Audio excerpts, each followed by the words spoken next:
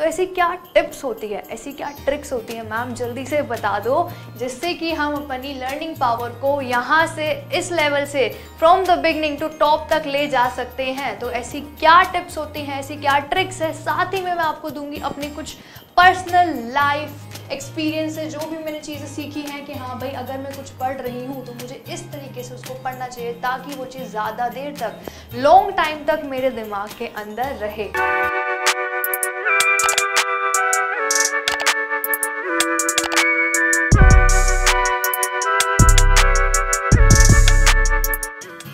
Hello and welcome to academy मेरे प्यारे बच्चों। How are you all? I hope you are all doing well. हाँ जी, मैं हूँ सोनिया, आपकी साइंस ट्यूटर। तो आज हम पढ़ने वाले हैं किसी भी टॉपिक के बारे में नहीं, इन शॉर्ट हम आज पढ़ने ही नहीं वाले हैं।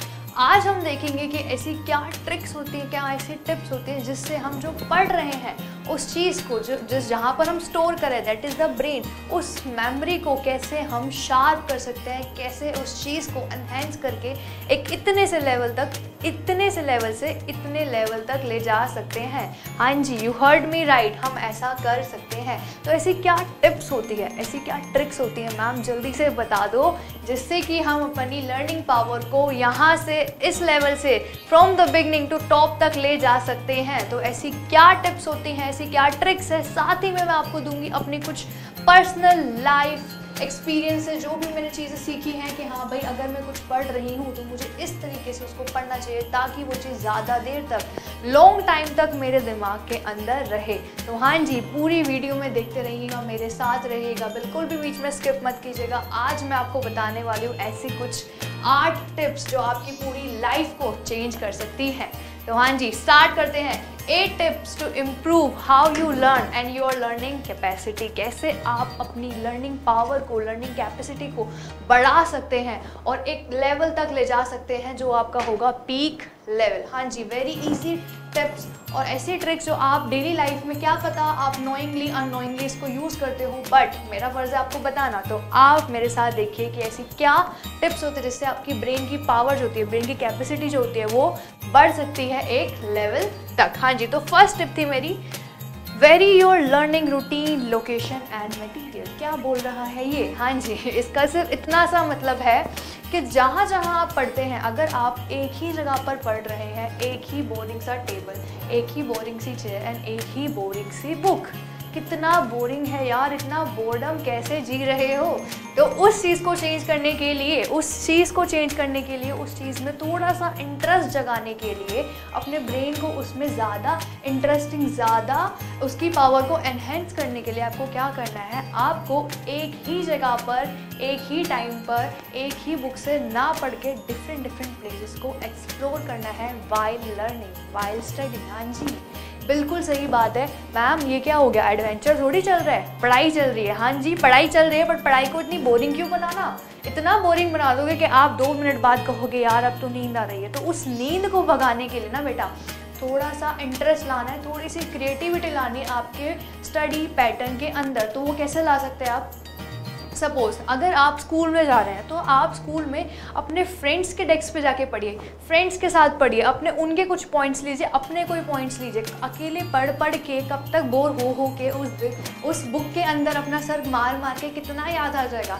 अपने फ्रेंड्स के साथ बनिए, बी क्रिएटिव, अपने आइडियाज़ दीजिए, उनके आइडियाज़ लीजिए। ठीक है, ज़रूरी नहीं है कि हर टाइम आपको अपने फ्रेंड्स के साथ ही पढ़ना, लाइब्रेरी में जाके पढ़िए, सेल्फ स्टडी करिए, सेल्फ स्टडी भी इंपॉर्टेंट है। ये नहीं बोल रही मैं सेल्फ स्टडी करो ही मत, सिर्फ फ्रेंड्स के साथ पढ़ो उनके साथ, कभी सेल्फ स्टडी, कभी अपनी लाइब्रेरी में, कभी स्कूल में, कभी टीचर के डेस्क पे जाके बैठ के पढ़ रहे हो। हाँ, सब पढ़ते हैं, सबको पता है। हाँ जी, तो सब जाके वहाँ पे पढ़ो, डिफरेंट चीज़ों को करो, ट्यूशन में पढ़ो, मन करता है तो अपने रूम्स में, एक रूम में एक जगह फिक्स मत करो। ठीक है, ये सबसे बड़ी गलती होती है कि हाँ भाई this is my study table and ये सिर्फ स्टडी के लिए ही यूज़ होता है।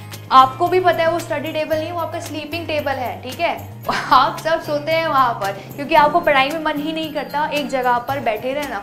तो उस चीज़ को बेटा दूर करना है हमें, राइट, उस चीज़ को दूर करना है ताकि हम उस चीज़ से जो भी हमारा बोर्डम है उसको दूर करके उसको एक इंटरेस्टिंग चीज़ बनाएं और उसको हम आराम से पढ़ पाएँ जो भी हम पढ़ रहे हैं। ठीक है, जो भी हम पढ़ रहे हैं, जो भी सब्जेक्ट हम पढ़ रहे हैं, जो भी चाहे इंटरेस्ट आ रहा है या नहीं आ रहा है, आप इस टिप को अपने लाइफ में आजमाना, आप डिफरेंट प्लेसेस को एक्सप्लोर करना कि हाँ भाई आज मैं छत पे जाके पढ़ूंगा, ठीक है, आज मैं बालकनी में पढ़ूंगा, आज मैं गैलरी में पढ़ूंगा, आज तो मैं ड्राइंग रूम में पढ़ूंगा। वो स्टडी टेबल को रहने दो, ठीक है, स्टडी टेबल बनाओ ही मत मेरी मानो तो, उसको हटाओ और अपनी लाइफ में धीरे धीरे करके ऐसा करो कि आज यहाँ पढ़ना है, आज वहाँ पढ़ना है। हाँ जी, तो लोकेशन तो आपको चेंज करनी ही है, साथ में आपको ये भी देखना है कि जो आप मटेरियल पढ़ रहे हैं क्या वो सेम है।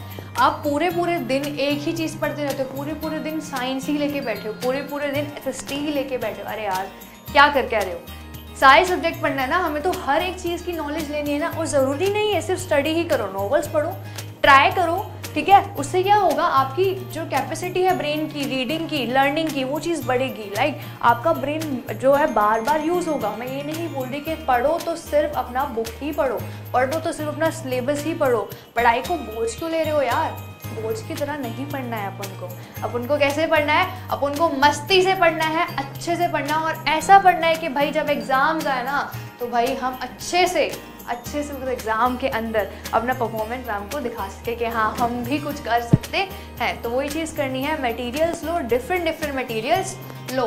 कभी कौन सा सब्जेक्ट, कभी मन नहीं कर रहा है तो सब्जेक्ट ही छोड़ दो, बट डेली पढ़ो, राइट। जो पढ़ना है वो पढ़ो और डिफरेंट लोकेशंस पे पढ़ो। अगर आप इस टिप को अपनाते हैं अपने डेली रूटीन के अंदर, डेली लर्निंग पैटर्न के अंदर, डेफिनेटली आपको एक फ़र्क दिखेगा, आपको थोड़ा सा एन्जॉयमेंट मिलेगी कि हाँ आज मैंने ये पढ़ा, और वो चीज़ आपको ज़्यादा देर तक याद रहेगी।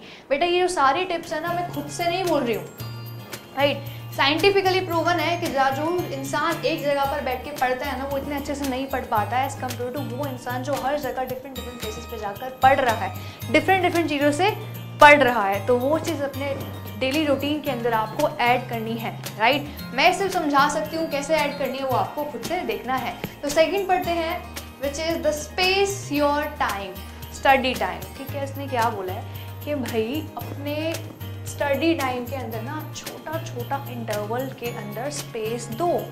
कैसे देंगे मैम? अब एक काम करते हैं, ठीक है। एक इंसान है, ठीक है, वो 3 घंटे पढ़ रहा है और क्या पढ़ रहा है, एक चैप्टर। और वहीं दूसरा इंसान है, ठीक है, उसने क्या करा, उस स्टूडेंट ने क्या करा बेटा, उसने पढ़ा उसी चैप्टर को, बट उसने क्या करा, 3 घंटे ही पढ़ा, बट 1 घंटे पहले, 1 घंटे दिन में एंड 1 घंटे रात में। अगले दिन दोनों का टेस्ट था, दोनों बोल रहे थे मेरी प्रिपरेशन डन है भाई, अप टू द मार्क है, मैंने अच्छे से कर लिया। बट टेस्ट में मार्क्स पता है किसके ज़्यादा आए, उस बच्चे के, उस स्टूडेंट के जिसने क्या करा, एक आर डे का, 1 आर दिन का, 1 आर नाइट का निकाला। क्यों? क्योंकि उस टाइम उसने बीच में ब्रेक दिया, ठीक है। ब्रेक देने से क्या होगा, उसके माइंड को रेस्ट मिला। अब जैसे आप कोई चीज़ रेस्ट से उठाते हैं तो ना उसकी ना एक जो कैपेसिटी वो एकदम से खुद ही बढ़ जाती है कि हाँ अब वो चीज़ कर सकता है। जैसे एक मजदूर है, ठीक है बेटा, मजदूर है, वो कब तक वो चीज़ करता रहेगा, वो मार रहा है, अब उसके मसल्स पेन कर रहे हैं, राइट। उसके मसल्स, वो जो लेबर है उसके मसल्स अब पेन कर रहे हैं कि भाई अब उसको चाहिए रेस्ट। वही एक लगा हुआ है। अब फिर उसके बाद ये जो पहला लेबर था उसने क्या करा, उसने रेस्ट ले लिया, वो जाके सो गया। आधे घंटे बाद वो उठ के आता है, अब उसके जो मसल्स हैं वो रेस्ट उन्होंने ले लिया है, ठीक है, उनका रेस्ट पीरियड चला गया। अब रेस्ट लेने के बाद उन्होंने क्या करा कि भाई अब हम दोबारा से बैक टू वर्क आ रहे हैं और अब तो हम अच्छे से अपना काम करेंगे। तो उस लेबर ने उससे ज़्यादा अच्छे से काम किया जो आराम से विदाउट रेस्ट काम कर रहा था। साथ ही में इससे एक और प्रॉफिट हुआ क्या कि उसको रेस्ट भी मिल गया, उसकी बॉडी के अंदर इतना पेन होगा भी नहीं बाद में। और जो दूसरा लेबर था भाई उसके अंदर इतना बॉडी में इतना पेन रहेगा जिससे उसको मसल इंजरी भी हो सकती है। तो वही सेम चीज़ अगर हम इस लेबर वाला एग्जाम्पल, इन 2 लेबर्स वाला एग्जाम्पल अपने स्टडी के अंदर लाए ना बेटा, तो सेम चीज़ इन दोनों स्टूडेंट्स ने करी। पहले ने क्या करा, रेस्ट ले लेके थोड़ा इंटरवल में पढ़ाई की, चैप्टर फिनिश किया, और दूसरे वाले ने एक ही साथ में कर लिया। अब एक ही साथ में ब्रेन इतना ज़्यादा एक्टिव नहीं हो पाया कि उसने सारे 3 घंटे की चीज़ें अपने दिमाग में स्टोर कर ली। बट वहीं आपने अगर एक इंटरवल के हिसाब से एक रेस्ट पीरियड को सेट करते हुए पढ़ाई की है तो आपका ब्रेन जो है उस टाइम इतना एक्टिव होगा कि हाँ उसको सारी 1-1 घंटे की बातें याद रहेंगी एज़ कम्पेयर टू उस बच्चे से जिसने सब कुछ एक बार में ही पढ़ा है। एक बार में ही हर चीज़ हमें मगअप नहीं करनी है। We have to introduce chunking in our daily routine, in our daily study learning pattern। Chunking क्या होता है मैम? चंकिंग होता है बेटा छोटे छोटे से नानो से टुकड़ों में पढ़ना, राइट। उस चीज़ को डिवाइड करके पढ़ो, राइट। डिवीजन करो अपने उस चैप्टर के अंदर जो भी आपको पढ़ना है, जिसका भी आपके पास जो भी टेस्ट होने वाला है, यूटी आ रहे हैं, तो क्या करना है आपको? क्या करना है? एक चैप्टर लेना, उसमें से वो टॉपिक्स को डिवाइड कर लो। अब बड़ा चैप्टर है तो जितने भी आपको चंक्स बनाने हैं, उसके जितने भी पार्ट्स में उनको आपको डिवाइड करना है, that depend on the chapter and the length of that chapter, right. अब ये भी नहीं है कि इजी सा चैप्टर है उसके आपने 15-16 चंक्स बना लिए, मैं ये नहीं बोल रही हूँ। थोड़ा सा अपना दिमाग का इस्तेमाल करना है, ठीक है। थोड़ा सा हाँ भाई ये करना है कि मेरी प्रायोरिटी अभी स्टडी है, क्योंकि भाई एग्जाम्स आ रहे हैं। अब क्या आ रहा है हमारा? एग्जाम्स आ रहे हैं, यूटी आ रहा है, अब हमें पढ़ना है। तो वो चीज़ क्या करेंगे हम कि चंक्स बनाएंगे, 2-3 लेक्चर्स में एक ही चैप्टर को हम डिवाइड कर लेंगे और उसको पढ़ेंगे स्पेस देकर, राइट। स्पेस देंगे, हाँ भाई इतना हमने रेस्ट पीरियड लिया, फिर उसके बाद फिर रेस्ट पीरियड लिया, फिर उसके बाद पढ़ाई की। तो ये चीज़ अगर आप अपने डेली लर्निंग पैटर्न में, डेली स्टडिंग पैटर्न में इस्तेमाल करते हैं, इन्वॉल्व करते हैं इस टिप को, डेफिनेटली मैं लिख कर दे सकती हूँ आपकी लर्निंग कैपेसिटी तो बढ़ेगी। साथ में जो चीज़ आप पढ़ रहे हैं ना, वो आपको ज़्यादा देर तक आपके ब्रेन में स्टोर रहने वाली है। हाँ जी बिल्कुल। देखते हैं अपना थर्ड टिप क्या है। हाँ जी, तो थर्ड टिप है यूज सेल्फ टेस्टिंग, खुद को टेस्ट करो। हाँ जी, हम हमेशा बोलते हैं ना, हम किसी भी लाइक फ्रेंडशिप वगैरह में भी होते हैं, टेस्ट करो अपने फ्रेंड्स को, राइट। टेस्ट करो उनको कि हाँ भाई वो कितने फेथफुल हैं। वैसे ही जब आप उनको टेस्ट कर सकते हो कि वो उस फ्रेंडशिप में, उस रिलेशनशिप में जो वो बॉन्ड शेयर कर रहे हैं, उस इक्वेशंस में वो कितने आपके साथ फेथफुल हैं, तो वैसे ही आपको अपने स्टडी में खुद से खुद का भी टेस्ट लेना है कि आप अपने साथ अपनी स्टडीज़ को लेकर कितने फेथफुल हैं। आप पढ़ तो रहे हैं, और जो पढ़ रहे हैं वो यहाँ है या नहीं, या सब कुछ खाली है, या फिर सिर्फ पेरेंट्स को दिखाने के लिए बुक के अंदर फ़ोन लगा लगा के पढ़ रहे हैं। तो हमें वो नहीं करना है। हमें क्या करना है? अगर आपकी प्रायोरिटी बेटा स्टडी है, जो कि हर स्टूडेंट्स की होनी चाहिए, स्टूडेंट्स को अगर हमें स्टूडेंट्स बोलना है तो उनको रिलेट करना पड़ेगा, अपनी स्टडीज़ को टाइम देना पड़ेगा, राइट। जो बच्चा पढ़ता है उसी को मैं स्टूडेंट बोलती हूँ, अदरवाइज़ मैं किसी को स्टूडेंट नहीं बोलना चाहूँगी, ना ही उसकी टीचर बोलना चाहेगी। तो अगर स्टूडेंट बनना है और एक अच्छा स्टूडेंट बनना है तो अपनी स्टडी को तो प्रायोरिटी दो, साथ ही में ये भी देखो कि आप कितने फेथफुल हो टुवर्ड्स योर स्टडी, राइट।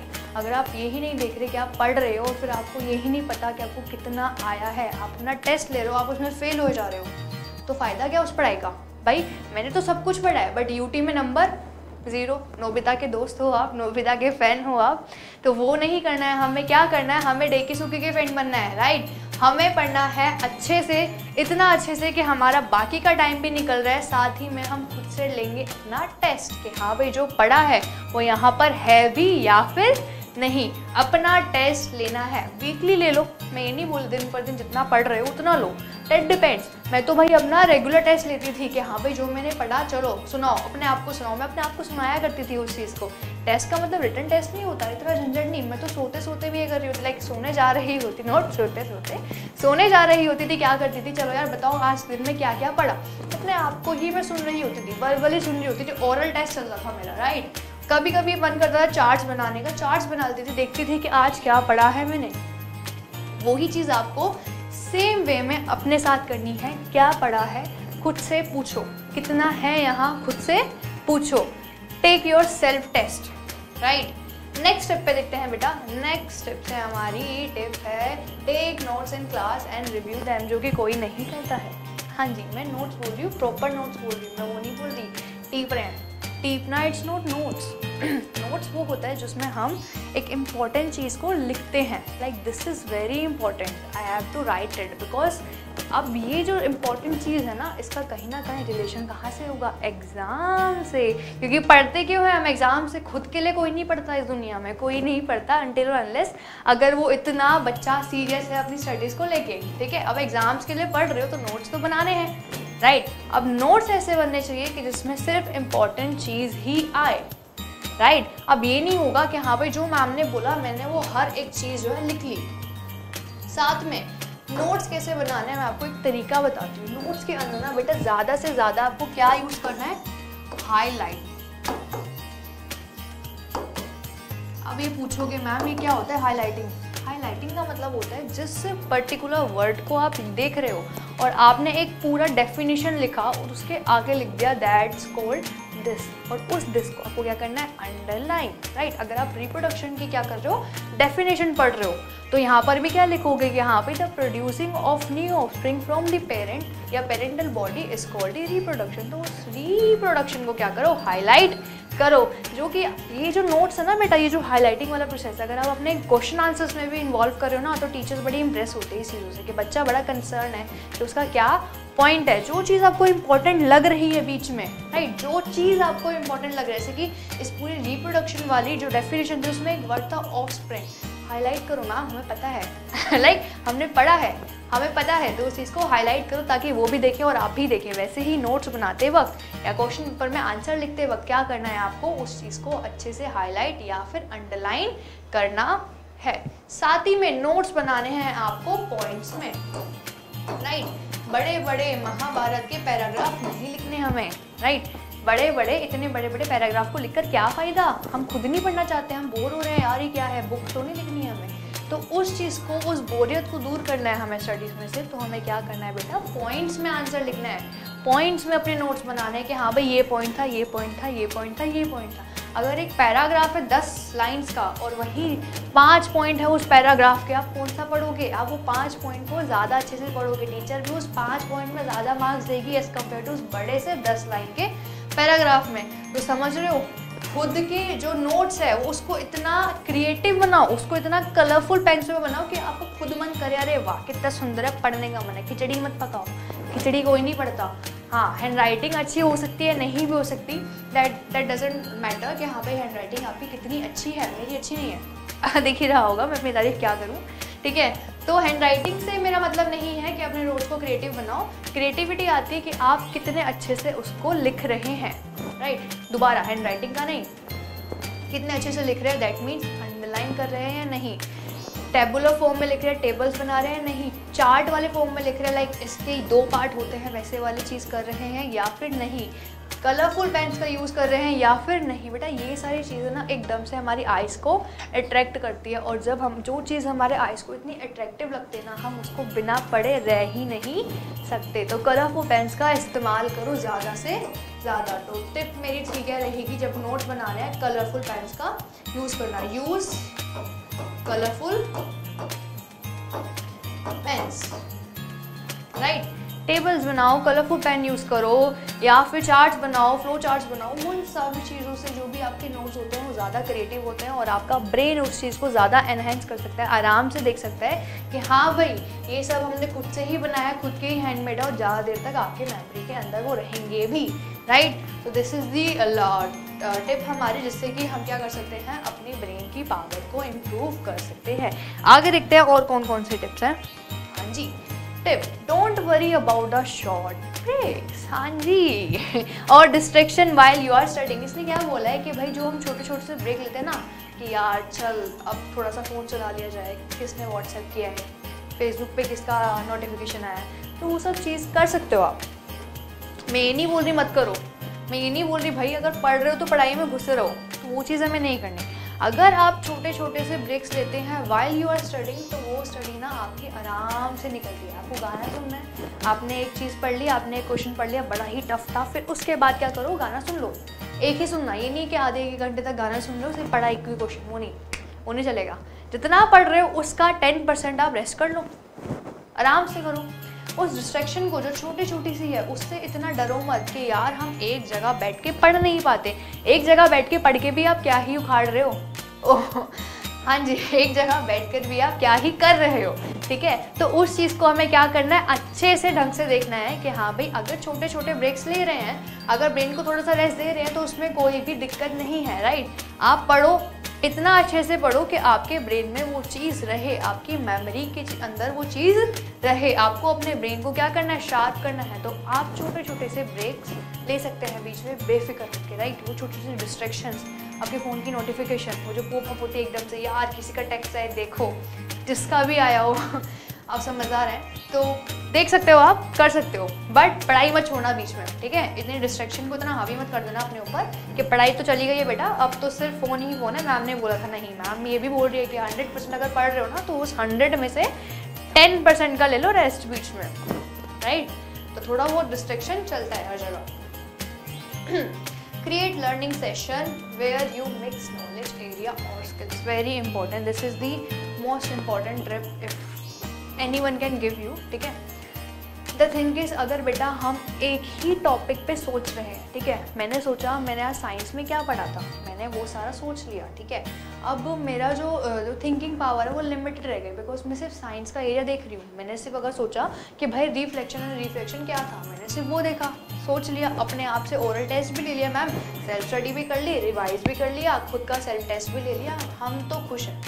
नहीं, हमें क्या करना है, उस चीज़ को और इम्प्रूव करना है। हमें क्या करना है, हमने साइंस का जो पढ़ा तो पढ़ा, जो खुद से पढ़ा वो तो देखना ही है, साथ ही में उसके अंदर ना दूसरा एक टॉपिक ला लो, मैथ्स ले आओ, एसएसटी ले आओ, राइट, इंग्लिश ले आओ, क्या क्या हुआ, तो उससे ना आपकी क्रिएटिविटी, उससे आपकी ब्रेन की थिंकिंग इतनी शार्प होती है कि उसके अंदर लिमिट नहीं होती। कितना सोच सकता है आपका ब्रेन, आप खुद नहीं जानते। क्या वैल्यू है इस चीज़ की, आप खुद नहीं जानते अनटिल और अनलेस आप उसको चेक ना करें। तो आपको ये देखना है कि आपका ब्रेन कितना आगे तक जाता है, उसको अपना काम करने दो, राइट। तो इसीलिए अगर आप एक चीज़ की ही बार बार बात कर रहे हैं तो वो चीज़ बिल्कुल लिमिटेड रह जाती है, उसकी थिंकिंग बिल्कुल लिमिटेड रह जाती है। आपको क्या करना है, आपको डिफरेंट चीज़ों को एक ही बार में सोचना है, अपनी थिंकिंग एबिलिटी को बढ़ाना है। क्या लिखा है इसमें, जो लर्निंग सेशंस है where you can mix the knowledge area और द स्किल्स, जितनी भी स्किल्स है, मैं ज़रूर ये नहीं है कि हाँ भाई आप एक ही चीज़ की बात करते रहो, सब्जेक्ट्स की बात करो, नॉवल के बीच में ला दो, राइट, कुछ भी ऐसा कोई इंटर रिलेट कर दो पॉइंट कि अच्छा मैंने यहाँ देखा था, फिर वो चीज़ मैंने नॉवल में ही पढ़ी थी जो साइंस की लैंग्वेज है, राइट। तो वो सब चीज़ आप कर सकते हैं, उस चीज़ को मिक्स करो ताकि आपका ब्रेन जो है वो ज़्यादा से ज़्यादा, उसकी जो पावर, उसकी जो कैपेसिटी है, जो वो काम कर रहा है, उसकी वर्किंग अच्छे से रहे, वो एक लेवल तक आ जाए कि आप इतनी थिंक कर सकते हो, इतनी थिंकिंग कर सकते हो कि हर कोई आपको बोला है वाह व्हाट अ क्रिएटिव माइंड। तो उस लेवल पे हमें जाना है, नॉलेज को अपनी स्किल्स को जो है आपको मिक्स करना है, इतना क्रिएटिव बनना है, राइट। ये सारी टिप्स ना बेटा, मैं दोबारा बोल रही हूँ, साइंटिफिकली प्रूवन है, मैं खुद से नहीं बोल रही हूँ, ये खुद से नहीं बोल रही हूँ ये सारी कि मैम आप ये बोल रहे हो, इसका क्या लॉजिक है, इसका लॉजिक है साइंटिस्ट ने ये सब चीज़ देखी है कि जो लोग ये चीज़ करते हैं उनकी ब्रेन की कैपेसिटी, उनकी जो क्रिएटिविटी है, उनका जो लेवल है ब्रेन की पावर का, वो बहुत ही ज़्यादा हाई होता है as compare to normal person. तो हमें नॉर्मल नहीं रहना है, हमें तो बनना है अबव एवरेज। तो अबव एवरेज करना है तो ये सारे टिप्स को अपने डेली रूटीन में लाना ही लाना है। Last but not the least, get a good night sleep. क्या बोला है उसने कि हाँ भाई एक अच्छी प्रॉपर नींद आपको लेनी है, राइट। अब ये नहीं है कि हाँ भाई मैंने रात को 11 बजे सोई, सुबह 11 बजे उठ गया, नहीं। अच्छी प्रॉपर नींद का मतलब होता है कि 8 से 9 घंटे की नींद आपको लेनी है, डेली लेनी है, राइट। ये मत करो कि हाँ भाई आप पढ़ रहे हो रात को 1-1 बजे तक, सुबह उठ रहे हो 7 बजे, स्कूल जा रहे हो, तो उससे कुछ फ़ायदा नहीं है। आप इससे क्या होगा, आपका जो दिन का है ना, आपके बॉडी को, आपके ब्रेन को इतना रेस्ट मिला नहीं है, ठीक है। आपको नींद आए जा रही है और मैम जो पढ़ा रही है वो कुछ समझ में नहीं आ रहा है, ठीक है। और वहीं अगर आप अच्छे से सोकर जा रहे हो, फिर सोने के बाद जो आपके अंदर जो एक फ्रेशनेस आती है ना, वो फ्रेशनेस आप मिस मत करो। वो फ्रेशनेस ना बहुत ही ज़्यादा इंपॉर्टेंट है। कोई भी चीज़, कोई भी न्यू चीज़ अपने लाइफ में कैप्चर करने के लिए, उस चीज़ को कैच करने के लिए, तो उस चीज़ को ना आप किससे इम्प्रूव कर सकते हो, अपनी जो नींद है उसको प्रॉपर लेकर। प्रॉपर वे में जो इंसान सोता है वो ज़्यादा अच्छे से काम करता है एज़ कम्पेयर टू वो इंसान जो आधी अधूरी नींद लेके काम कर रहा है। आधे अधूरी नींद लेके काम करोगे ना, आप बड़े ही मूडी से रहोगे, बहुत ही रूड बिहेवियर रहेगा, बहुत इरिटेट होगे चीज़ों से, बिकॉज आपकी नींद पूरी नहीं हुई है। वहीं जिस इंसान की सब कुछ अच्छे से वो सोया है, अच्छे से वो फ्रेश फील कर रहा है और आराम से वो आके अपना काम कर रहा है, वो हंसता खेलता जा रहा है, तो वो चीज़ आपको लानी है अपनी लाइफ में, राइट। उस चीज़ से आप देखना आपकी लाइफ में कितना चेंज आने वाला है। इसी चीज़ से नहीं, अच्छी स्लीप से नहीं, जो आगे की 7 टिप्स मैंने दी है वो सारी आपको अपने लाइफ में इन्वॉल्व करनी है। ऐसी ही अच्छी बातें कर करके, हाँ जी, इतनी ही और भी अच्छी बातें कर करके बेटा, ऐसी ही अच्छी बातें आपको कहाँ मिलती हैं, एकेडू में। तो आपको क्या करना है, एकेडू को जल्दी से सब्सक्राइब करो, हिट करो उस बेल आइकन पे, ताकि मेरी और भी ऐसी वीडियोस आती है इतनी इंटरेस्टिंग आप मिस ना कर पाए। आराम से देखिए, अच्छी पसंद आई ये वाली मेरी वीडियो, ज़रूर लाइक करना, सब्सक्राइब करो एकेडू को, बेल आइकन को हिट करो और मिलते हैं अपने नेक्स्ट लेक्चर पे। हाँ जी बेटा, तब तक के लिए बाय, टेक केयर।